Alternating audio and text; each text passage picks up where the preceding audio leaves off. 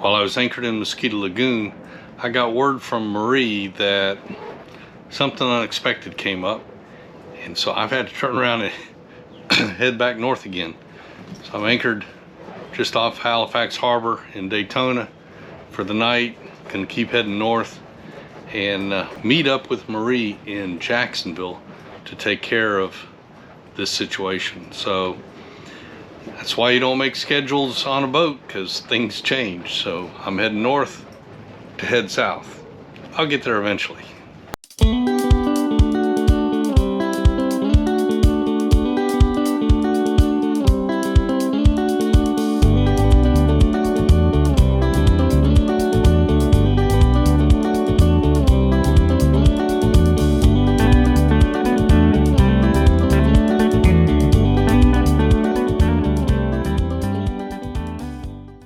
I've been at anchor for 2 days in Jacksonville, just out in the river, and now I'm heading towards the free docks down by the stadium, where I'm going to meet up with Marie. Been a little while since I've seen her. She's going to meet me at the docks there and spend a couple days with me. Cool. So Murphy's Law. Just as I weighed anchor, the railroad bridge went down. There's a train coming, so I can't go. So now I gotta just sit here and do circles.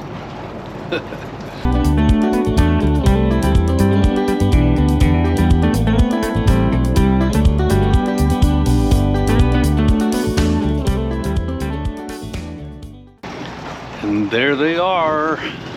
Marie, along with the help of our daughter's boyfriend, Charles, and Marie's mom, Phyllis, is there as well. So I got plenty of dock hands to help me tie up, which is a good thing because it is really windy, as you can see by the verging.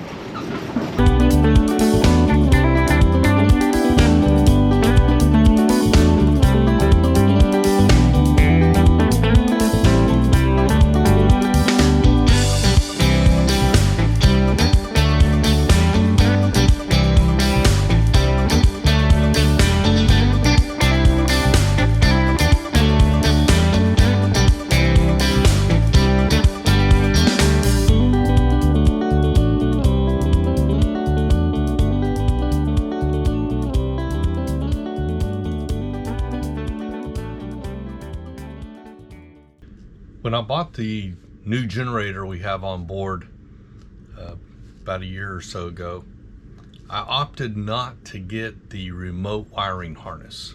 And mostly I did that because I'm a cheapskate.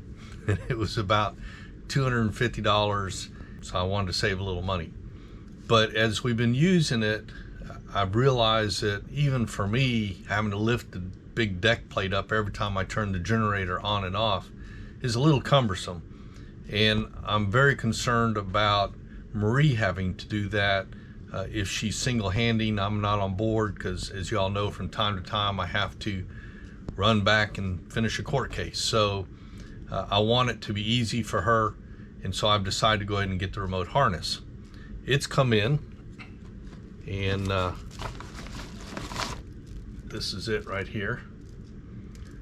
So this is the panel that will be mounted right above my breaker panel. The problem is it's got an hour meter on it, and we've been using the generator. So we've got about 500 hours on the generator. The only way to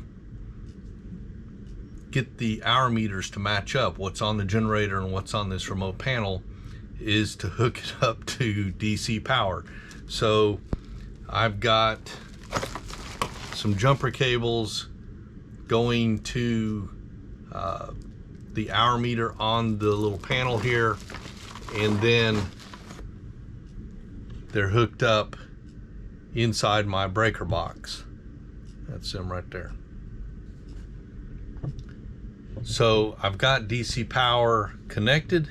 It's been running. I've got about 40 hours on the meter at this point, but like I said, I've got about 500 on the generator.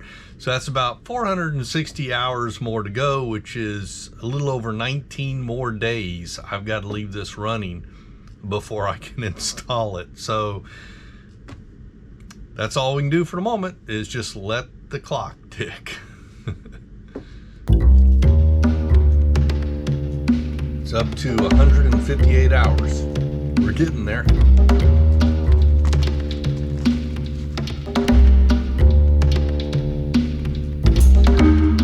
303 hours. More than halfway there. Yay.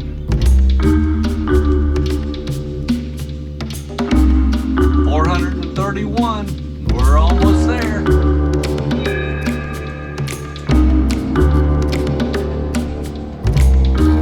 Only 3 more hours to go. We're almost there.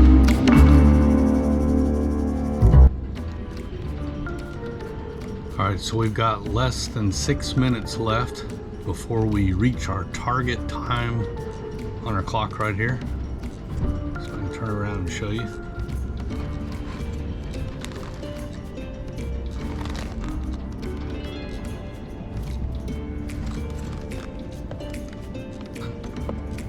It's amazing how long 6 minutes seems when you're just staring at the clock go tick, tick, tick, tick.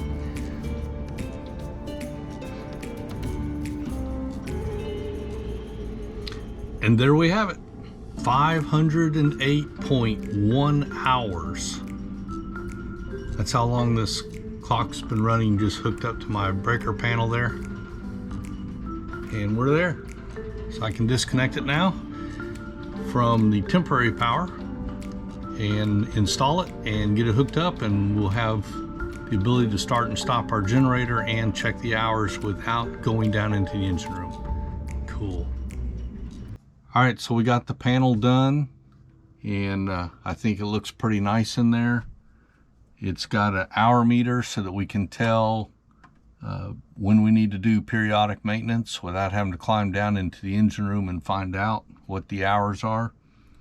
It's got an on-off switch, and then it's got a start switch, and if you need it, a preheat switch. So to start the generator, all you do is come over here, turn this switch on, that turns your fuel pump on, and then press start. And there it is. She's up and running, you got electricity. When you're done, turn your breakers off, come over here, hit that switch, and you're done again. So it's pretty simple. This is really going to make life a lot easier for us.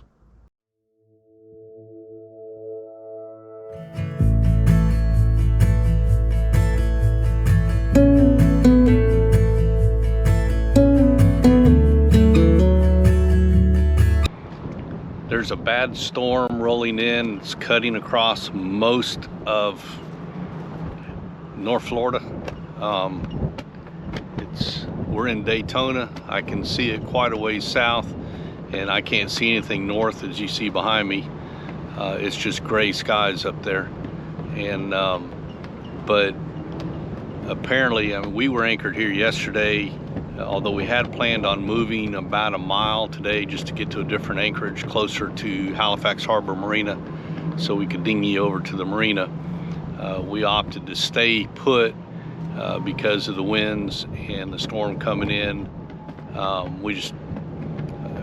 We were under no schedule to get there, so why weigh anchor in the middle of all this stuff? So we just decided to stay put. But it's not even 11 o'clock in the morning yet, and there's now 7 boats in this little anchorage. It's just a little, generally an overnight stop for boats going up and down, but everybody's running in from the storm.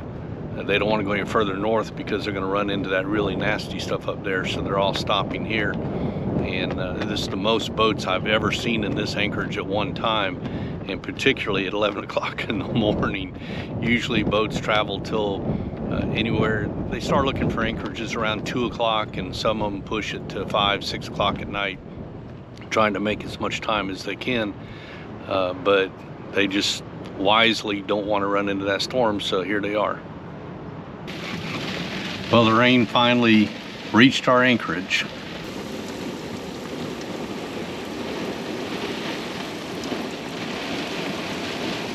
Can barely see the boats furthest from us. One of the things that every boater wonders about is exactly how high are we? How much clearance do we need to get under a bridge? We all have kind of guesses because the previous owner that we bought it from told us that's how high we are. The manufacturer said that's how high we are. Or like in my case, we did some rough measurements, but none of that's really accurate. It'd be nice if somebody set up a laser level somewhere we could just drive by it and it would shoot and tell us exactly what our height is. But until then, we have to kind of guess. So we know we can get underneath a 22-foot bridge because we've done it. I suspect we can get underneath a 21-foot bridge, but we've never done it. So we're coming up on a bridge that sometimes is 21 foot. I don't know what it is till we get up to it, but just in case, what I've done and what I've been doing is I've got this thing set up that's a foot above our mast. So when we went underneath the 22-foot bridge, we had that up there and didn't hit anything. So I know we're less than 21 feet. So I've got it up there again. It's a foot above our mast. So if this bridge is 21 feet and we can get underneath it without hitting that, then I know we're less than 20 foot. So we're gonna find out.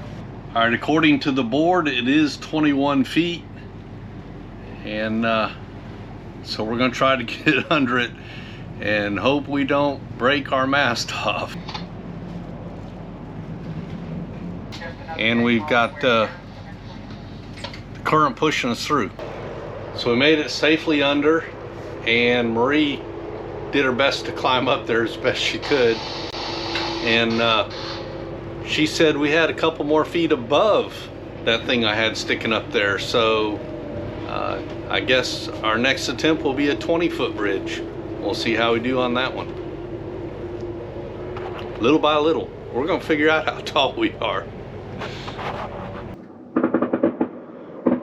I don't know what's going on, but there's fireworks display right at the base of the bridge by where we're anchored. So we're getting a private fireworks display because we're the only boat out here. So pretty cool.